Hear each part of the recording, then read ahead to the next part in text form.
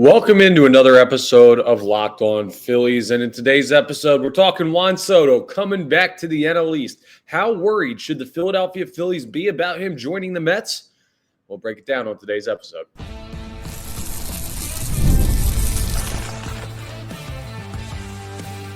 You are Locked On Phillies, your daily Philadelphia Phillies podcast. Part of the Locked On Podcast Network, your team every day. Yes, this is Locked On Phillies. I'm your host, Connor Thomas. Thank you so much for joining us today. Big time episode with the Juan Soto signing going down. We are part of the Locked On Podcast Network, your team every day. Please make sure you're rating and reviewing, hitting that subscribe button on the YouTube, all that great stuff. Get your notifications when new episodes are posted. It's free and easy to subscribe to the YouTube. That's the number one way to say thank you for the content. You'll see, things are going to happen quickly in the offseason. You're going to want to be up to date on everything.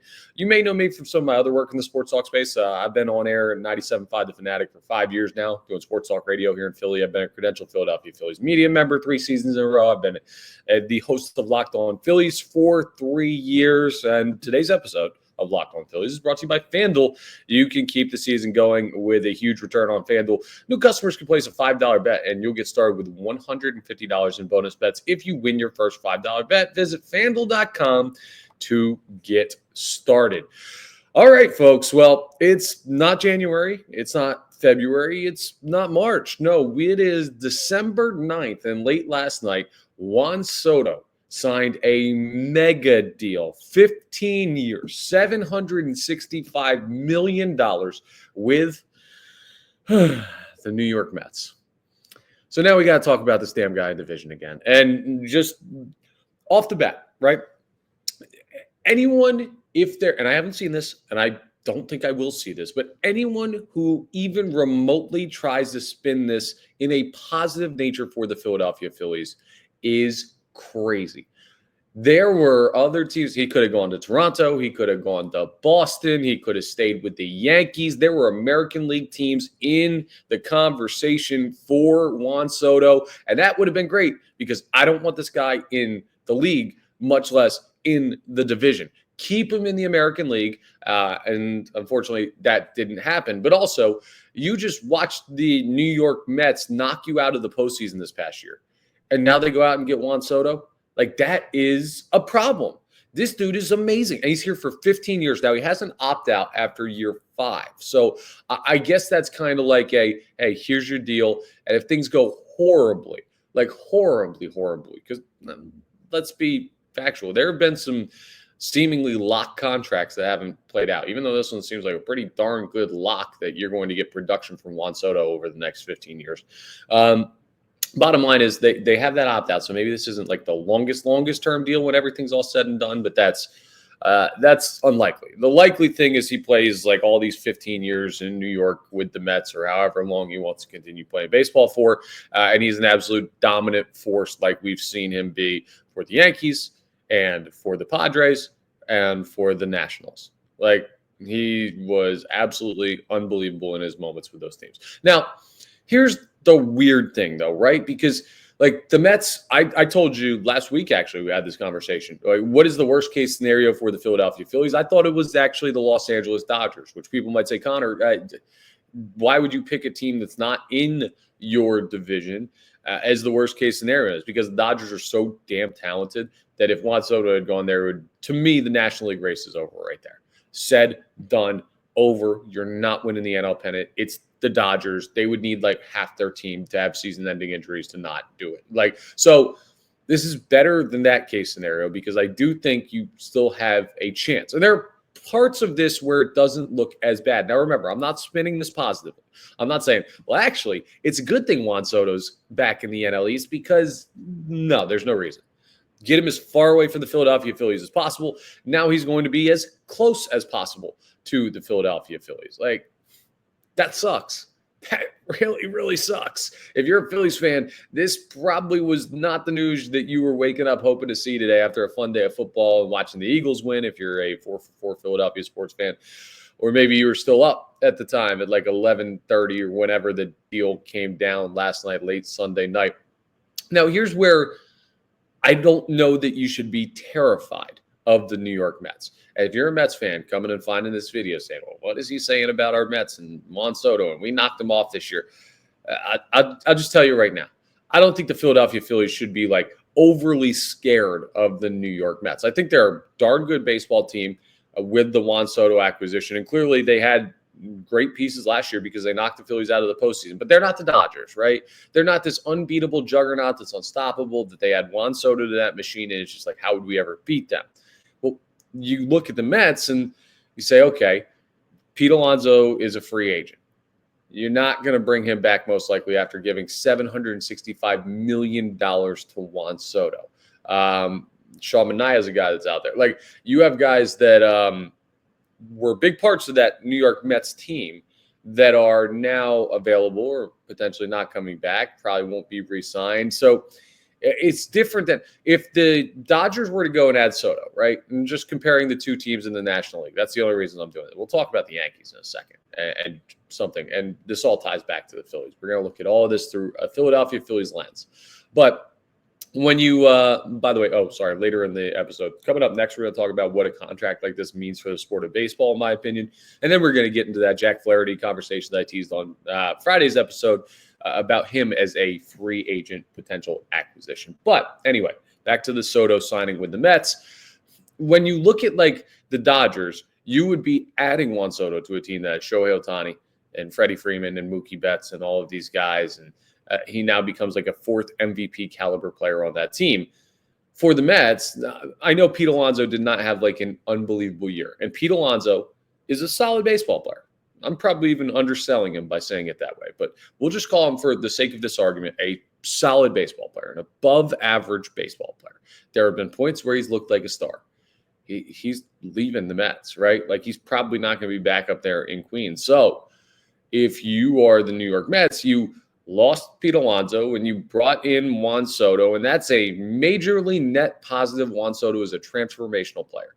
But it's not like you added him to a team that kept Pete Alonso and ran back all of these guys from last year and said, okay, well, we already have a stacked roster and did this. The Philadelphia Phillies, you could argue, still have the clear better roster than the New York Mets. They just seem to be the more complete team. And this is not like, oh, well, the Mets suck. I'm not doing that today. I'm not trying to be the Philadelphia Phillies, we're rivals type of fan. No, you just look objectively at the rosters. I'm not talking about what happened in the postseason. Anyone who wants to comment, well, they knocked you out. Okay, I understand. Look at the talent level of the rosters and tell me on paper, and this is not a guarantee of any performance, but on paper, the Philadelphia Phillies, even with the Mets getting Juan Soto, still have the better roster of these two teams.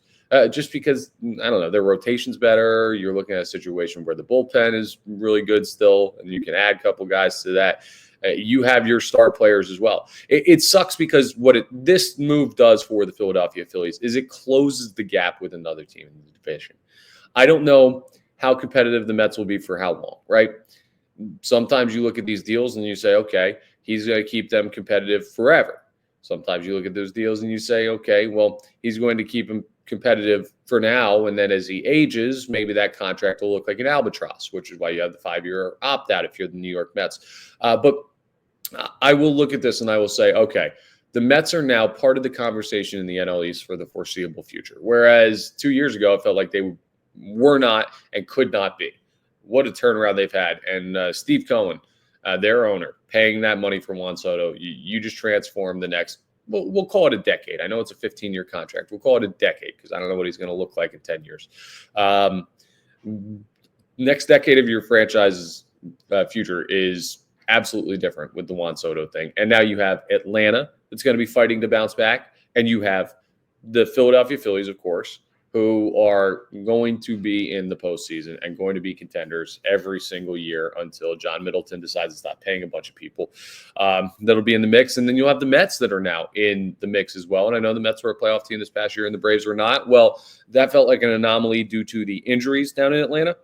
This year ain't going to be no anomaly. No, the Mets are good. They're coming. They're making this division trickier. That's the thing. You had to worry about the Braves, and then you moved on. Right? That was the only team that you had to worry about as far as the division was concerned over the past 3-4 years when it came to the Phillies trying to find their way to the postseason. And I mean, the Mets, I know they won 100 games, 2 years ago? But that was like the collapse that was like, okay, this team's not going to get there. And they gave out some bad contracts. And now it's looking pretty darn good. My point in all of this is you're fighting a war on two fronts now, north and south. You got the Braves to your south. You got the New York Mets to your north. And that makes it harder to compete in the division where the Philadelphia Phillies won it for the first time in 13 years. So it's going to be even harder to go ahead and get it again next year. So that's not a good thing for the Philadelphia Phillies. This Juan Soto signing, it's just not the news you wanted. And credit to the Mets for getting the deal done. Again, clearly, Philly is never in on Juan Soto, but I hate that. One, I hate that the Mets have him. Two, I hate that he's still in the National League in general. And three, Yankees, what in the world are you doing?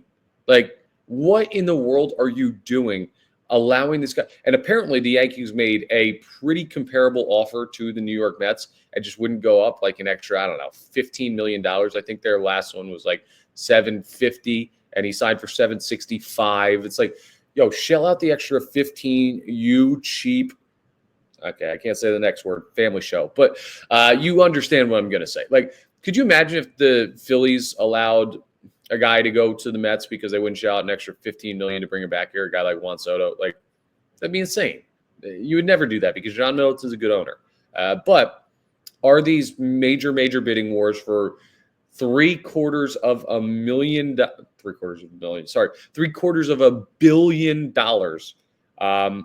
are traded hands over one baseball contract? Is that good for the sport? That's a bigger question that kind of steps outside of the Phillies. And it also brings up something about the Philadelphia Phillies ownership that we should feel pretty good about. So we're going to discuss that coming up as we continue reaction to Juan Soto signing a 15-year, $765 million deal with the division rival New York Mets, who knocked you out of the postseason this past year and now make the NL East look that much tougher.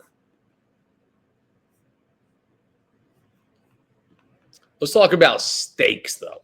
Juan Soto, he could buy a lot of Omaha steaks. And that's not just because he has all that money. It's because you're going to get great deals. Nothing delivers comfort and joy quite like the unrivaled quality and taste of Omaha steaks. This year, you can skip the holiday hustle and bustle and save 50% off site-wide during their cyber sale at omahasteaks.com. Plus, get a $30 reward card when you shop early and score an extra $30 off with promo code MLB. With 5 generations of experience, Omaha Steaks consistently delivers the world's best steak experience, and their gifting experts have made it easy to deliver the perfect gift with thoughtfully curated gift packages starting at $89.99.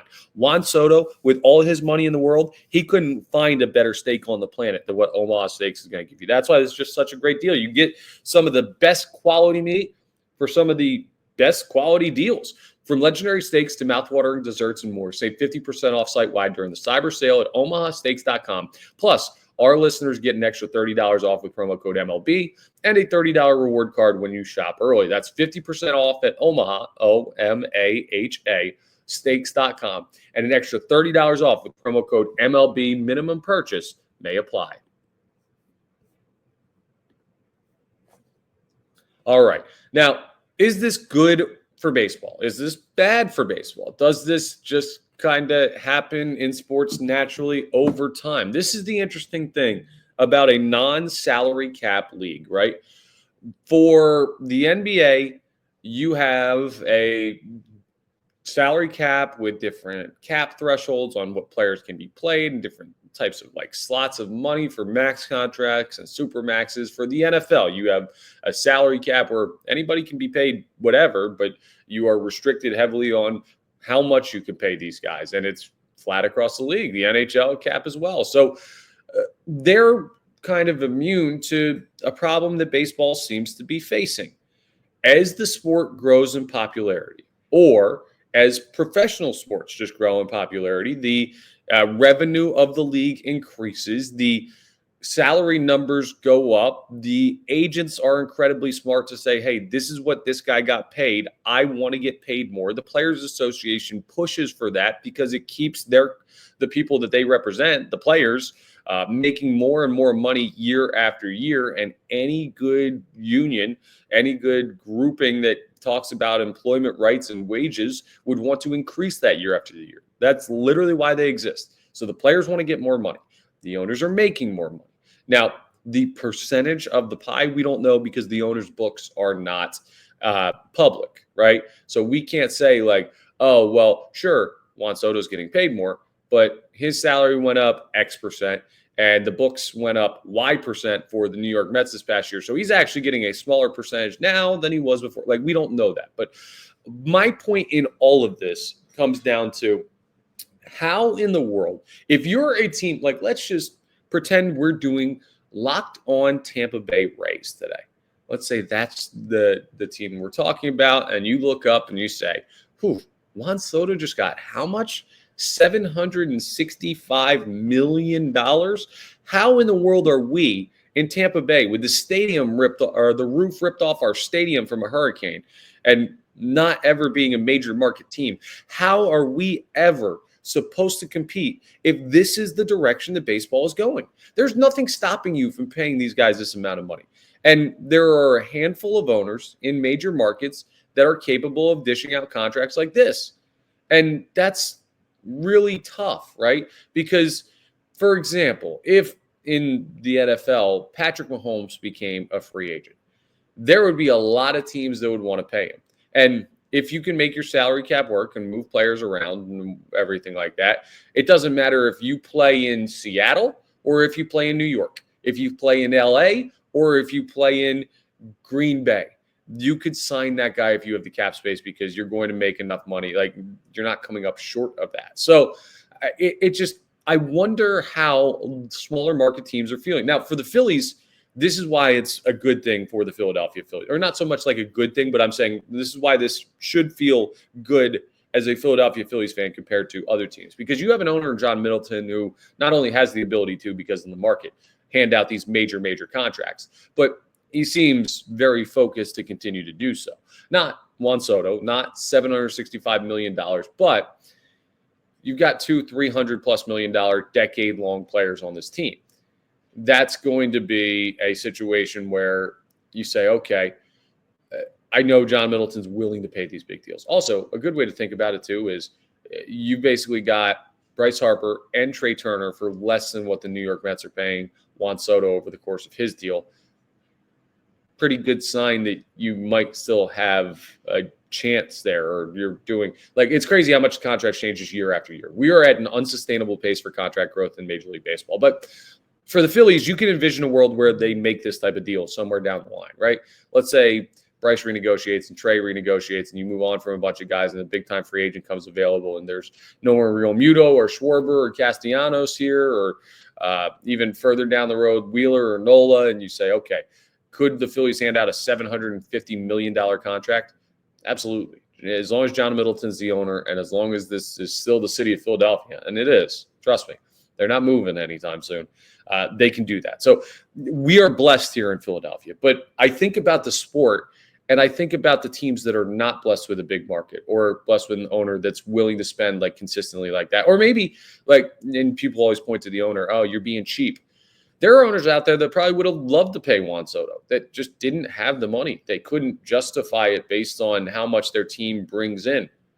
And I don't know how long you can continue to have these super deals happen and keep parity in the sport. Now, him going to the Mets is more parity than him going to the Dodgers. But the Mets were a team that were in the NLCS last year after knocking the Phillies out of the NLDS? Yeah, they were one of the final four teams in baseball, and they just added Juan Soto. It's not like they're nobodies, right? Just because they're not the Dodgers doesn't mean this isn't the rich get richer. I don't know how a team like, my brother's a Minnesota Twins fan. I don't know how a team like Minnesota competes with teams like this. I don't know how a team like Kansas City competes with teams like this. I don't know how teams like that, Pittsburgh, and Pittsburgh's a bigger market than someone would expect. It was still like, it would just be so tough for them to ever consider putting that deal together. And this is why the concept of Moneyball existed, because you can't match these massive payrolls, but there hasn't really been this reversion back to the mean that you would need to truly compete if you were a smaller market team. So does baseball look at this and say, projecting out, hey, guys keep getting these major mega deals and also the length of the contract is crazy. 15 years, it is 2024. So 15 years, it starts at the 2025 season. In 2040, you could potentially get the services of Juan Soto. That year doesn't even feel real. That's crazy. 2040 is when you're going to have to wait for that contract to be up. It's just these big time players get locked down for such long-term deals because you have to justify the major amount of money that they want. So you have to extend the length of the deal so you're not paying the guy $100 million a year. And the next thing you know, the talent pools at the top, the league becomes top heavy, and you get the same teams in it every single year, right? With an exception of this or that, like the Dodgers are going to be there. The Yankees are going to be there. The Phillies are going to be there. The Braves are going to be there. Like you're going to the Mets now that they have this, they're going to spend money until they're there. Like it makes it so tough for other teams to compete. And I wonder if it's good for the sport. And that's not a knock on Soto, and that's not a knock on the Mets, and that's not a knock on the agents, and that's not a knock on the Players Association, right? It's frankly not even a knock on anybody. It's the natural economic processes of the league. And it leads to an interesting spot where nobody's doing anything wrong, but, well, if you're an owner who's cheap that has the ability to pay and you're choosing not to, Yankees, and not paying this guy, then you're not doing your fan base the proper service. But nobody's like doing anything expressly wrong to make these contracts go up. The problem is it's just like you leave stuff unchecked and it's going to continue to balloon. So do they need to make a change as far as the way that salaries are negotiated, as far as the way revenue goes? I don't know, but it feels unsustainable to see the level of contracts. Or maybe this is what everybody has felt like, and it's what people felt like in 2017, who have been around longer than me and saw like the Bryce Harper deal get done, or 2018, whatever that was, and the Manny Machado deal get done for $300 million for both of those guys. Like, maybe it's just the numbers growing astronomically, and I'm sensitive to it because it's a big dollar amount, but maybe this will be the norm. I don't know. It feels unsustainable to me. So the Phillies, they're lucky that they're one of the top dogs when it comes to the ability to pay guys, but I don't know how it's good for the sport, right? Well, I don't know how it's good long-term for the sport because I don't know how it's sustainable. Coming up next, we're going to talk about something that is good for the sport, and that's pitching, man. You get good pitching, you got a chance to make some magic happen in the postseason. The Philadelphia Phillies might still need to add. So we'll look at another big-time free agent that the Phillies could be interested in. One, Jack Flaherty. We'll talk about it as we wrap up today's episode.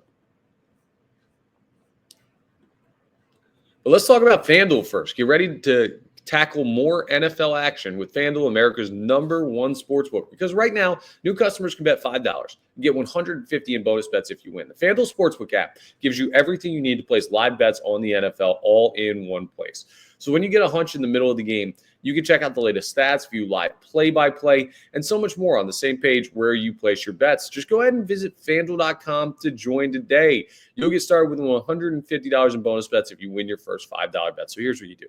You go ahead and you take that $5 and you put it on something that's like a lock. So the Eagles, they've won 9 straight games, the Birds. If you had bet money line any of those times, your payout might not have been huge, but you bet $5, your first $5 bet, you would have gotten $150 anyway, even against those lowly Panthers that they barely beat yesterday.